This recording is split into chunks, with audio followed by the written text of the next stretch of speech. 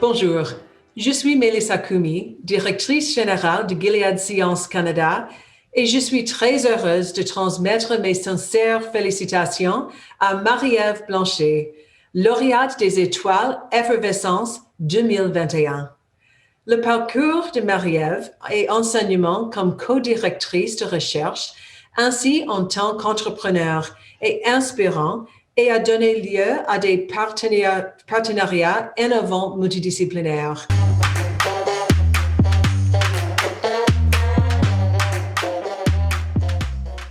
C'est quoi votre why? Vous savez, la petite chose qui fait en sorte que vous persévérez dans l'adversité. Jour après jour, vous regardez votre motivation, puis aussi, vous travaillez beaucoup d'heures sans les compter. Bien, moi, mon why, c'est que les enfants développent leur plein potentiel. En fait, dans mes études en kinésiologie, je me suis rendu compte à quel point l'activité physique est un moyen important pour non seulement prévenir, mais aussi maintenir la santé, mais encore plus important, ça permet de façonner le cerveau. Je vous fais une analogie avec une boule de plasticine. En fait, on est tous avec une boule de plasticine. Et l'expérience va façonner cette boule de plasticine-là. En fait, ce qui est intéressant de savoir, c'est que plus le temps va avancer, comme la plasticine, le cerveau va devenir de moins en moins malléable. Donc, l'enfance est une période critique pour développer le cerveau. Donc, prenons l'exemple de Maëva, qui s'en va avec ses parents faire des activités, des fêtes d'amis, mais elle n'est jamais capable de suivre les autres amis. En fait, Maëva, quand elle va au parc, le monkey bar il est trop difficile pour elle. Ensuite, quand elle joue dans la ruelle avec ses amis, elle n'est pas capable de faire du vélo et de suivre les amis. Donc, quand on l'inscrit au soccer, parce que ses parents ils veulent vraiment la faire bouger, parce que tout le monde les juge, bien, Maëva n'est pas capable de suivre non plus au soccer. Ça va trop vite, les éléments bougent trop rapidement. Donc, qu'est-ce qui arrive? Maëva s'auto-retire de toutes les activités malgré le bon vouloir des parents.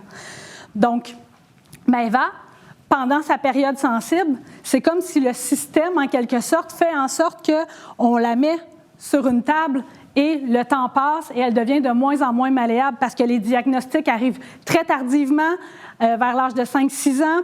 Aussi, les listes d'attente sont complètes. C'est juste les cas graves qui vont accéder à des services. Donc, il faut aider Maëva. Donc, ça, c'est mon why et Maëva, c'est ma fille. Donc, à travers les différents éléments sportifs qui étaient mis à sa disposition, je voulais sortir du contexte, justement, sportif pour qu'elle puisse développer sa motricité globale, son équilibre. Donc, j'ai développé, basé sur mes recherches scientifiques, Namely. Donc, ça ici, c'est ma version bêta. Donc, pendant mes études postdoctorales, nous étions en période d'austérité de la recherche. Donc, vu la précarité, j'ai démarré mon entreprise. Et Scoop, pour Effervescence, nous lançons aujourd'hui Namely à travers le monde. C'est traduit en 5 langues différentes. Donc, ça, c'est ma première réalisation qui m'a amenée au chercheur étoile. Aussi, mon why continue d'alimenter mes actions.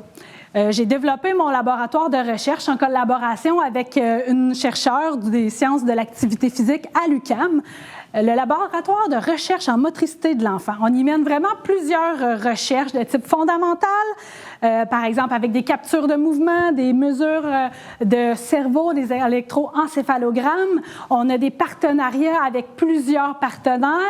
On fait de la recherche aussi dans le milieu éducatif. On a d'autres axes comme dans le domaine sportif, dans les camps de jour. On a également de la recherche clinique qui se fait.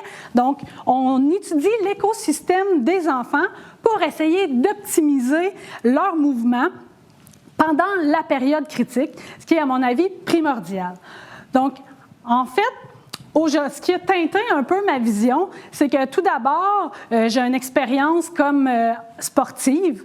Ensuite, ce qui a teinté également ma vision de la chercheure que je suis aujourd'hui, c'est j'ai travaillé avec une super belle équipe chez INIDI, qui est un centre de recherche collégial. J'ai été responsable de la recherche là-bas et on a mené plein de recherches super intéressantes et diversifiées avec du multisectoriel, aussi avec du multidisciplinaire, donc c'était très formateur. Et ensuite, j'ai poursuivi comme professeur à l'UQAM. Aussi, ce qui a teinté, évidemment, ma vision, c'est j'ai une grande famille très riche qui m'inspire beaucoup, dans laquelle il y a beaucoup d'entrepreneurs.